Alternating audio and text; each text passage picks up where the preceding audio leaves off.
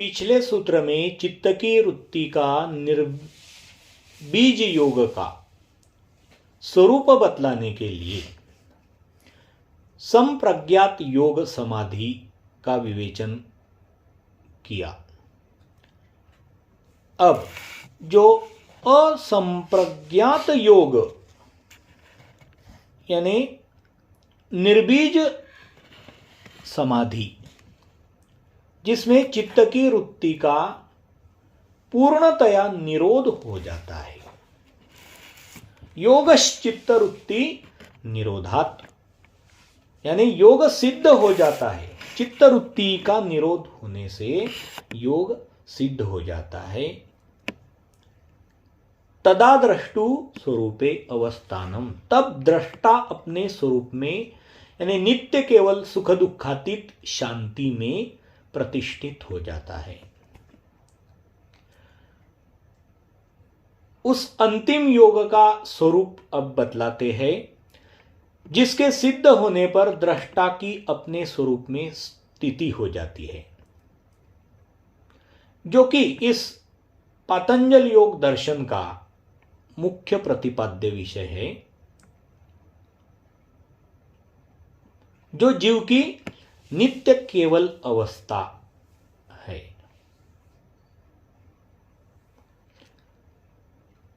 विराम प्रत्याभ्यास पूर्व संस्कार शेषोन्यः, विराम प्रत्याभ्यास पूर्व संस्कार शेषोन्यः, विराम प्रत्याभ्यास पूर्व यानी विराम प्रत्यय का अभ्यास जिसकी पूर्व अवस्था है, और संस्कार शेष जिसमें चित्त का स्वरूप संस्कार मात्र शेष रह जाता है, वह योग अन्य यानी अन्य है, दूसरा है।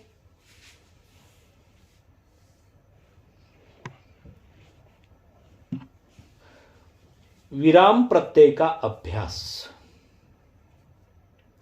यानी जितने प्रत्यय आए हुए रहते हैं 5 प्रकार की वृत्तियों के जरिए,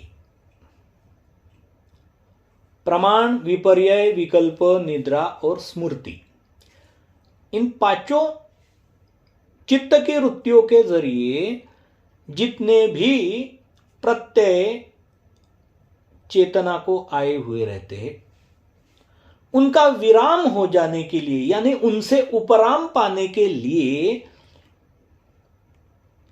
जो अभ्यास किया जाता है, यानी वैराग्य और अभ्यास, वह अभ्यास जिसकी पूर्व अवस्था है और जिसमें चित्त का संस्कार मात्र स्वरूप शेष रह जाता है, वह अन्य योग बतलाते हैं। यानी साधक को जब पर वैराग्य की प्राप्ति हो जाती है, तत्परम पुरुष ख्यातिर गुण वैतृष्ण्यम, यानी पुरुष के ख्याते, पुरुष के ज्ञान से यानी आत्मा के बोध से नित्य केवल चेतन स्वरूप जीव स्वरूप के ज्ञान बोध से गुण वैतृष्ण्यम, त्रिगुणों में जो तृष्णा का सर्वथा अभाव हो जाता है, यानी पुरुष, जीव, आत्मा त्रिगुणों के अतीत अपनी नित्य केवल निर्गुण अवस्था को अनुभव करता है, महसूस करता है, तत्परम, वह वैराग्य परम यानी श्रेष्ठ वैराग्य कहा जाता है।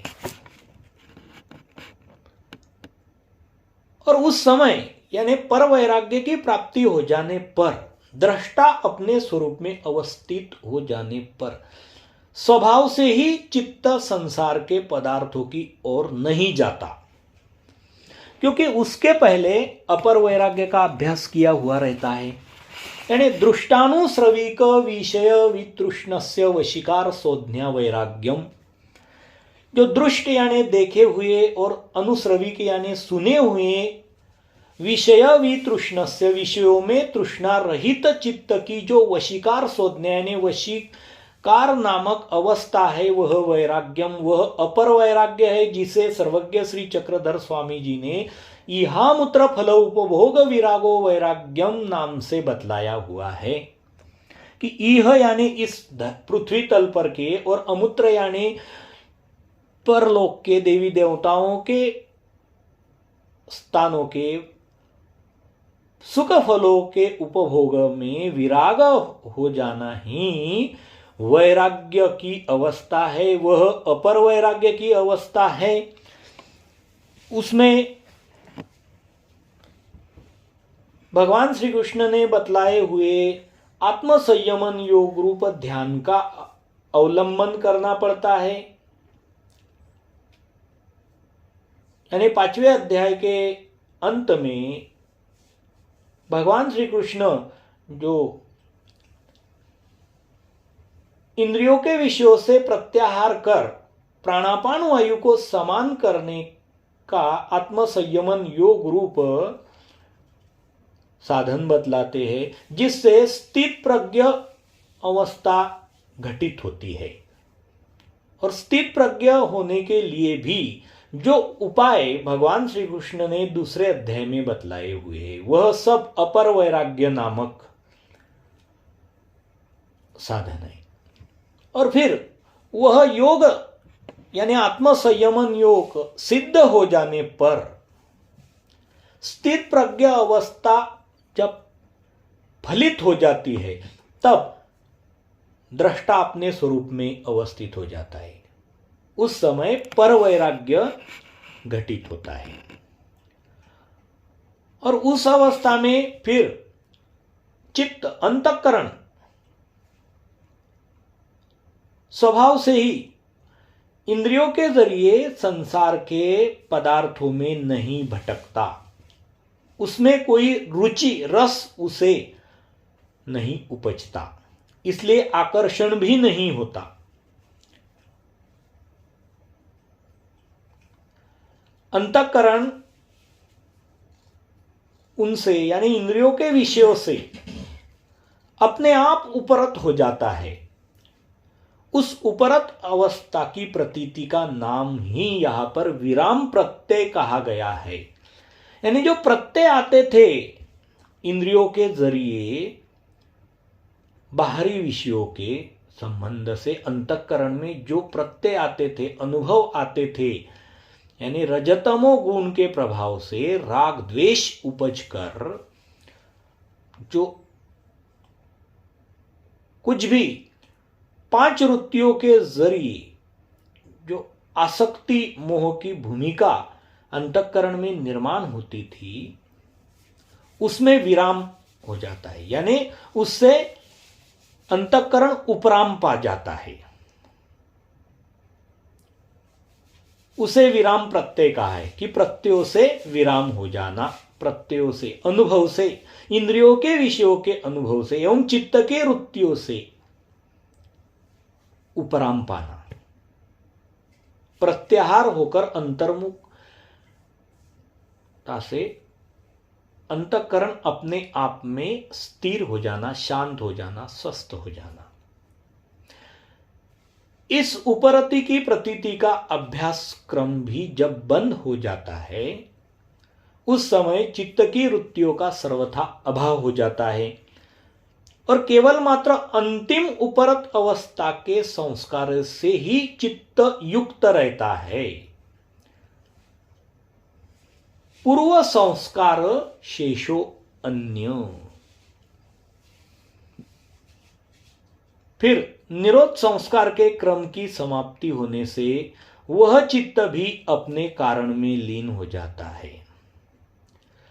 जो निरोधित हुए संस्कार है यानी प्रतिबंधित हुए संस्कार है वह शेष रह जाते हैं और फिर उनके भी यथानुक्रम जब समाप्ति हो जाती है वह भी शेष नहीं रहते। तब चित्त भी अपने कारण में लीन हो जाता है, अपनी जगह वह स्वस्थ हो जाता है। और इस तरह से जब प्रकृति के संयोग का अभाव हो जाने पर दृष्टा की अपने स्वरूप में स्थिति हो जाती है, यानी अंतःकरण की पकड़ से पूरी तरह से जीवात्मा छूट जाता है और उसमें एक स्वयं पूर्ण आत्म जागरण घटित हो जाता है। वह साक्षी दृष्टा धीरवीर तटस्थ हो जाता है, यानी दृष्टा अपने स्वरूप में अवस्थित हो जाता है। इसी को असंप्रज्ञात योग कहा गया है, यानी निर्बीज समाधि कही गई है कि कहीं अब अंतःकरण में चित्त के वृत्तियों को उपजने का बीज भी नहीं रहा, उसके जो शेष निरोधित संस्कार है वह भी नहीं रहे, कि कहीं जीवात्मा उनकी पकड़ में आकर वापस पुनः मूर्छा में गिर जाए। इसे केवली अवस्था भी कहते हैं, यानी जीव का नित्य केवल स्वभाव, उसे उपलब्ध हो जाना, यह असंप्रज्ञात योग है। पिछले सूत्र में संप्रज्ञात योग बतलाया हुआ है कि जिसमें वितर्क, विचार, आनंद और अस्मिता, इन चारों का संबंध रहता है, उनके जरिए चित्तवृत्ति का समाधान होता है। लेकिन ये जो असंप्रज्ञात योग या समाधि या निर्बीज समाधि या केवली अवस्था जो है, उसमें कोई वितर्क, विचार, आनंद और अस्मिता भी नहीं रहती।